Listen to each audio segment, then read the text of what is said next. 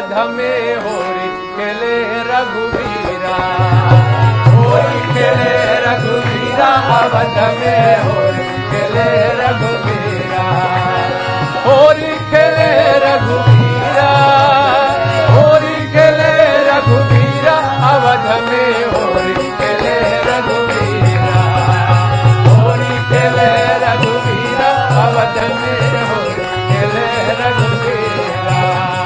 होली है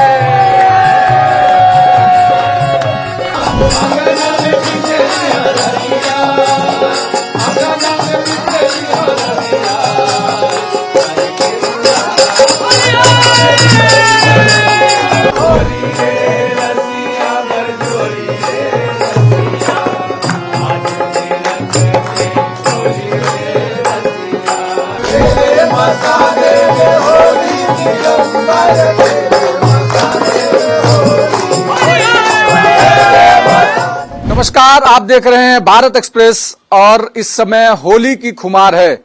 होली की खुमार में किस तरीके से लोग अलग अलग तरीके से होली मना रहे हैं, भारत एक्सप्रेस के संग होली के रंग देखिए। हमारे साथ भोजपुरी गायक सुरेश शुक्ल जी हैं, इसके साथ साथ तमाम सारे लोग मौजूद हैं जो आज अलग अलग तरीके से होली के गाने गाएंगे और होली सेलिब्रेट करेंगे। आज क्या हमें सुना करके आप सेलिब्रेट करने जा रहे हैं होली का, क्योंकि होली इस समय पूरे देश भर में इसकी धूम है, कैसे आप देख रहे हैं? सबसे पहले तो आप सभी भारत एक्सप्रेस के दर्शकों को सुरेश शुक्ला का सादर प्रणाम और होली की बहुत बहुत आपके जीवन में बधाइयां, क्योंकि एक ही रंग से इंसान बोर हो जाता है, इसीलिए अपने यहाँ तमाम रंग बनाए गए हैं। तो आपके जीवन में ऐसे ही सभी रंग उड़ेलते रहे भगवान और आप खुशियों में छाए रहें। बहुत सारे गीत आपके लिए लाए हैं हम, भोजपुरी, अवधी और तमाम भाषाओं में। तो आज अभिषेक जी के साथ हम आप सबको सुनाएंगे होली गीत। हमारे यहाँ पूर्वांचल में बेलवरिया गाई जाती है, सुल्तानपुर, जौनपुर, प्रतापगढ़, बनारस, भदोही, ये सब जिलों में एक बेलवरिया गायकी होती है होली की। तो आइए वो गायकी आपको सुनवाते हैं, बेलवरिया। ठीक है।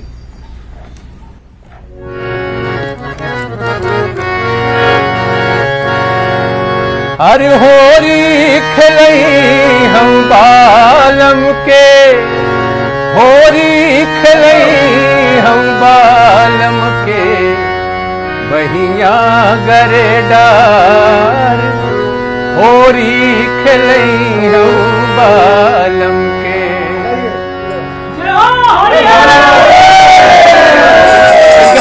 इनका से कह दिया कि थोड़ा सा कंट्रोल कह रहे हैं, दूसरे को मत करिए, डायरेक्शन मत दीजिए। हाँ नहीं बोले मतलब आप ये मत बोलो मुझे दे दो, इनको दे दो। हाँ, आप केवल अपने में ही रहिए। हाँ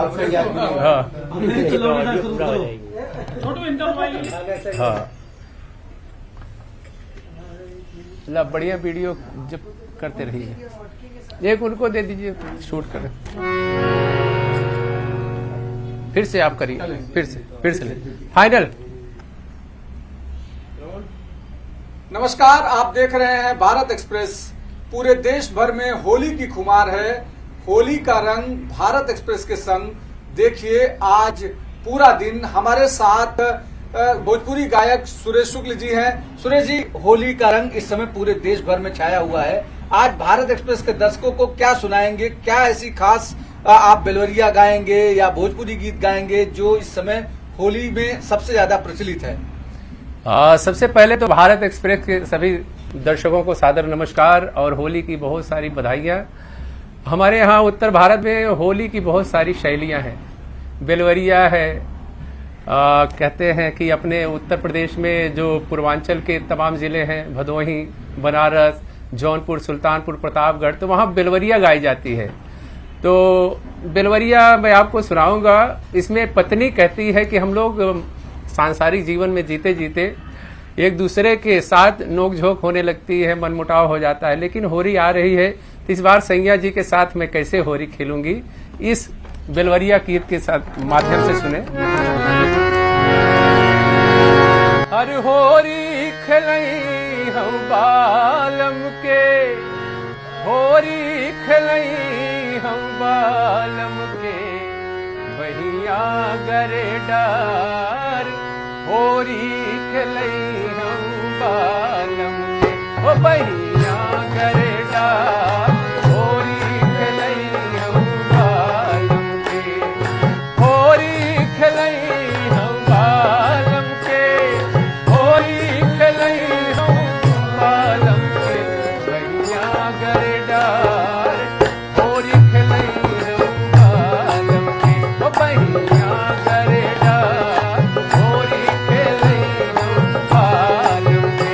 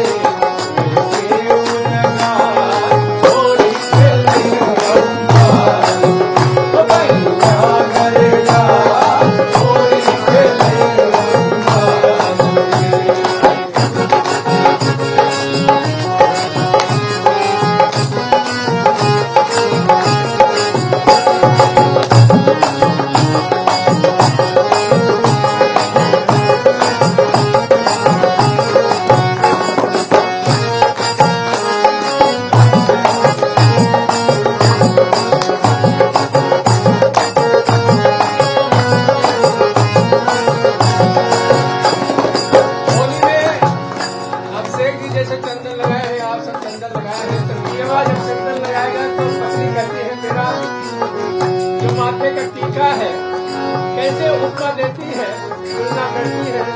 श्रृंगार रस देखिएगा।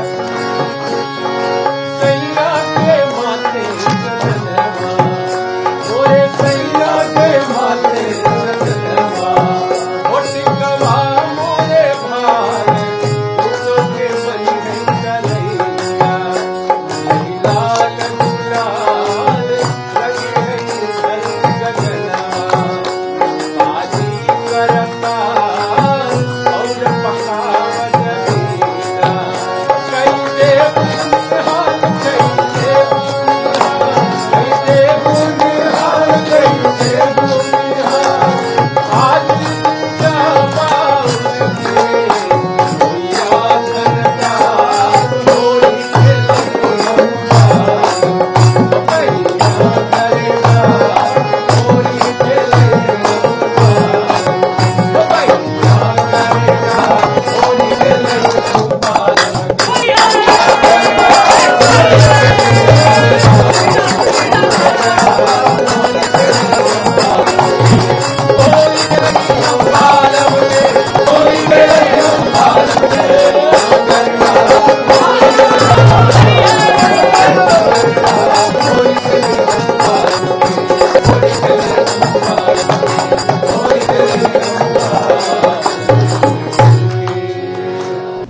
आपने होली कार्यक्रम के तहत बेलवरिया गीत सुना सुरेश शुक्ल जी से। सुरेश भाई, इसके अलावा क्या प्रमुख चीज पर होली पर गाया जाता है जिसको लोग सुनना और बोलना पसंद करते हैं? आप भारत एक्सप्रेस के दर्शकों को सुनाइए।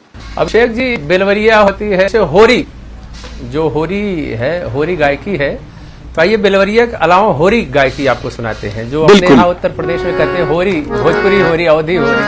बिल्कुल देखते होंगे होली आते ही आकाश में पीले पीले बादल उड़ने लगते हैं। गांव में, शहरों में भी, चाहे जहां भी देखिए, आकाश में पीले बादल उड़ने लगते हैं। तो जब शाम होती है तो चारों तरफ पियर का बादल जब उड़े लागते हैं, तो कवि लिखता है, हर कजरी बदरिया पियर लागे, मोरा पिया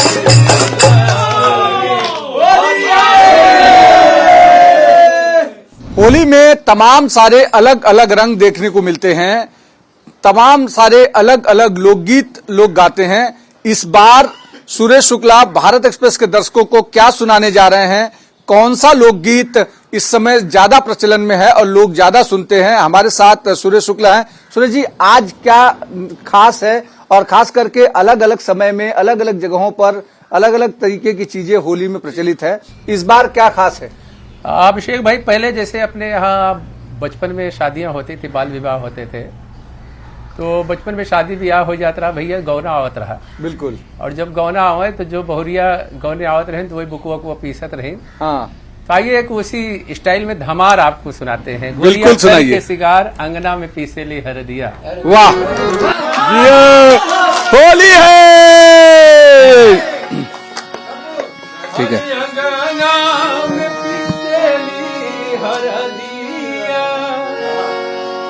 अरे अंगना में पीसेली हरदिया,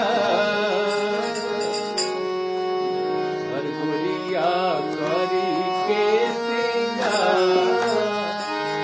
अंगना में पीसेली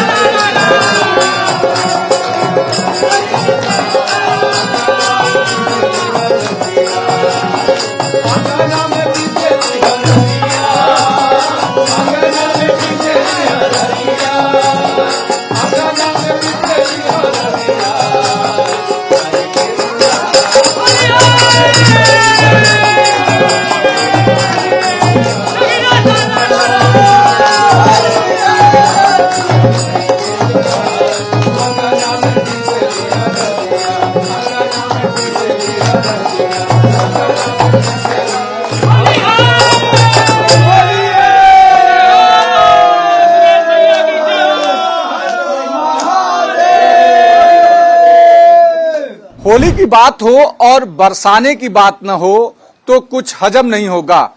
आज सुरेश शुक्ल से हम ये सुनेंगे कि बरसाने की होली कैसे खेली जाती है, क्योंकि कान्हा जिस तरीके से होली खेलते थे, जिस तरीके से भगवान श्री कृष्ण होली खेलते थे राधा के साथ, उसका रंग आज किस तरीके से भारत एक्सप्रेस के लोगों को सुनाएंगे सुरेश जी। हम सुरेश जी से ही जानते हैं। जी अभिषेक जी, होली की बात चलती है तो काशी विश्वनाथ की मसाने की होली और इधर मथुरा में बरसाने की होली, कहते हैं राधा कृष्ण की होली, लठमार होली बहुत फेमस है। और यहाँ की होली आज बिरज में खेले होरी रे रसिया, अगर ये ना होली गाई जाए तो होली अधूरी लगती है। तो आइए गाते हैं और मस्ती में आप सब भी हमारे साथ होइए।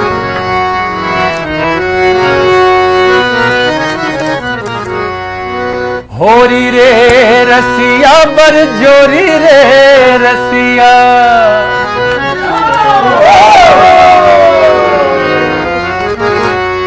आज बिरज में होरी रे रसिया, होरी रे रसिया बरजोरी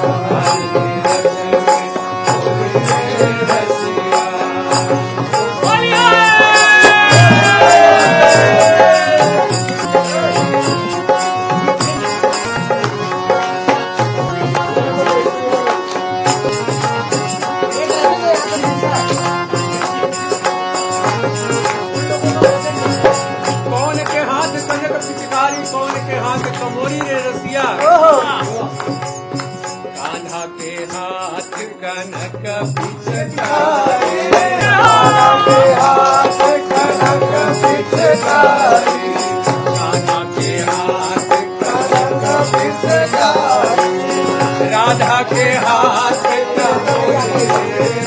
राधा के हाथ का होली रे रसिया, माधव रस में होली रे रसिया, होली रे रसिया, होली रे होली रे होली होली रे रसिया, होली रे होली रे होली होली रे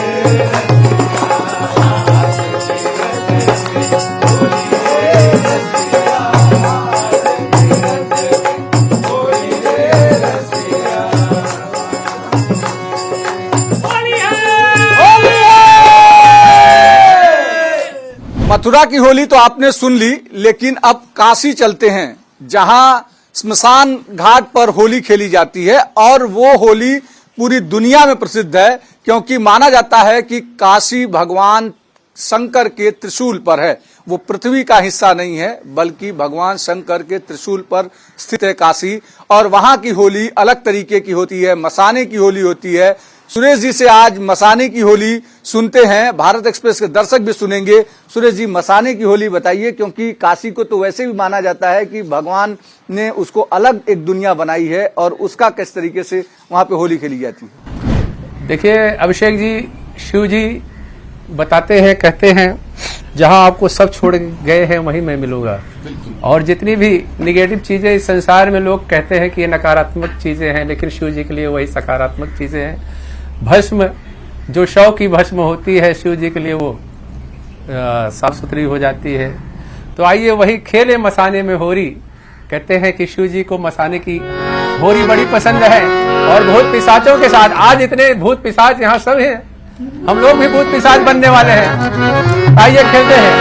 अरे खेले मसाने में होरी दिगंबर, खेले मसाने में होली, खेले मसाने में होली दिगंबर,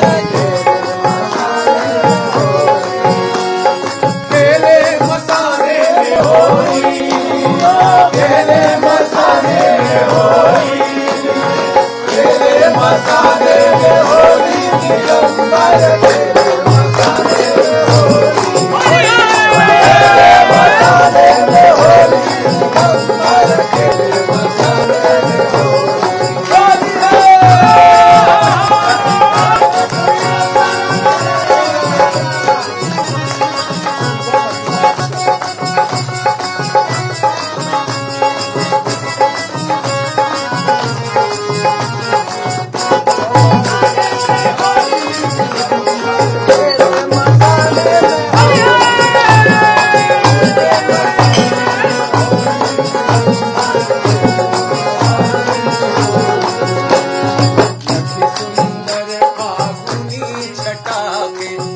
सुंदर फागुनी छटा के मन से रंग गुलाल हटा के, मन से रंग गुलाल हटा के, सीता भस्म भरी झोरी, सीता भस्म भरी झोरी दिगंबर, खेले मसाने में होली, खेले मसाने में होली दिगंबर, खेले मसाने में होली, खेले मसाने में होली दिगंबर, खेले मसाने में होली।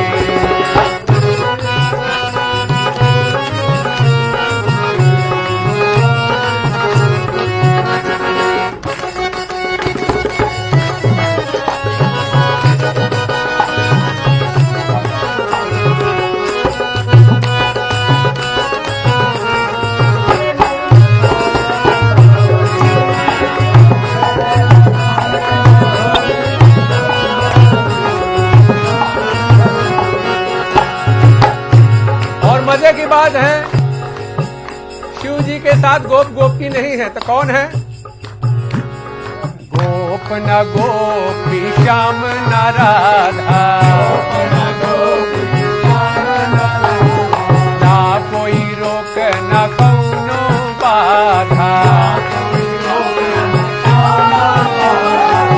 ना साजन ना गोरी, ना साजन ना गोरी दिगंबर, खेले मसाने में होली, खेले मसाने में होली दिगंबर,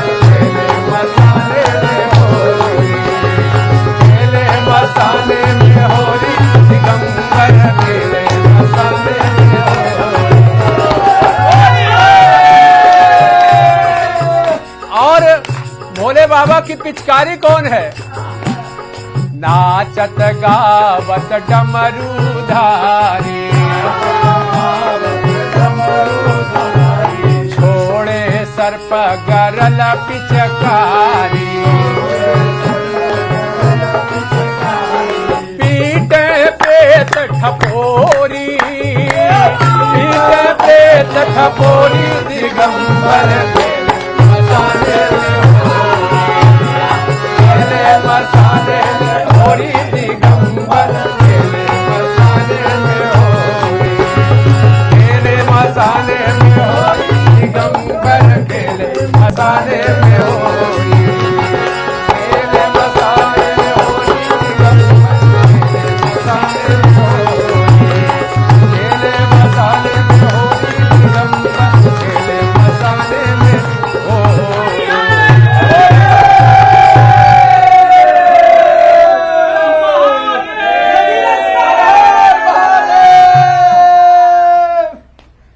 काशी के बाद अब हम चलते हैं अयोध्या की ओर।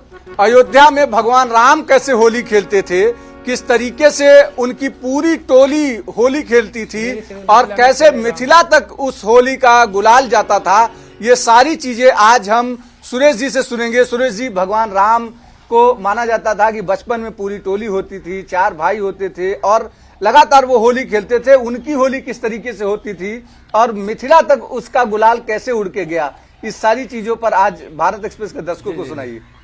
देखिए अभिषेक भाई, अपने यहाँ सब होली खेले पहले बम्बई से जब जितने परदेसी रहे ना, हाँ, मेहरारू अगर नैहरे में रहते रहे, मायके में बिल्कुल बिल्कुल रहते अगर रहे, मिथिला उथिला के दुल्हन आवत रहे तो वो लोग चले जाते थे अयोध्या जाएगा रहे घरे, हाँ, तो घरे न जाए मिथिले चला जाए तो होली खेले, तो ऐसे ससुरारी, हाँ ससुरारी होली परदेसी लोग। हाँ, लेकिन आइए आज अयोध्या की होली कहते हैं, राम जी 500 साल बाद मंदिर बना है और पिछली साल होली खेली गई, आज दूसरी बार अयोध्या में होली खेली जाएगी। धीरे धीरे होली का रंग बढ़ता ही जाएगा क्योंकि अयोध्या सुंदर होता चला जा रहा है। आइए होली खेलते हैं। होली खेले रघुवीरा अवध में, होली खेले रघुवीरा, होली खेले रघुवीरा अवध में, होली खेले रघुवीरा, होली खेले रघुवीरा, होली खेले रघुवीरा अवध में, होली खेले रघुवीरा, होली खेले रघुवीरा अवध में, होली खेले रघुवीरा। होली है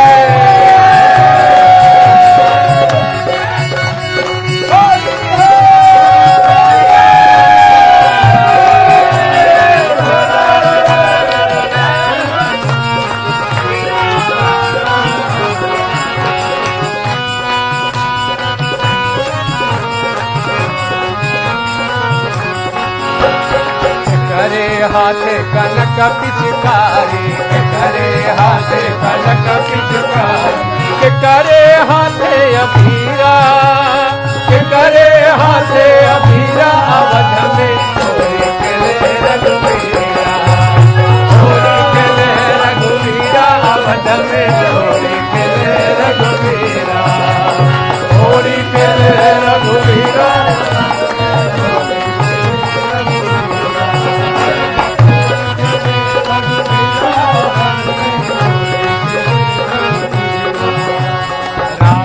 हाथ कनक पिचकारी, राम के हाथ, राम के हाथ कनक पिचकारी, राम के हाथ कनक पिचकारी, लक्ष्मण के हाथे अबीरा, लक्ष्मण के हाथे अबीरा अवध में, होली खेले रघुवीरा, होली खेले रघुवीरा अवध में, होली खेले रघुवीरा, होली खेले रघुवीरा अवध में, होली खेले रघुवीरा, होली खेले रघुवीरा अवध में, होली खेले रघुवीरा।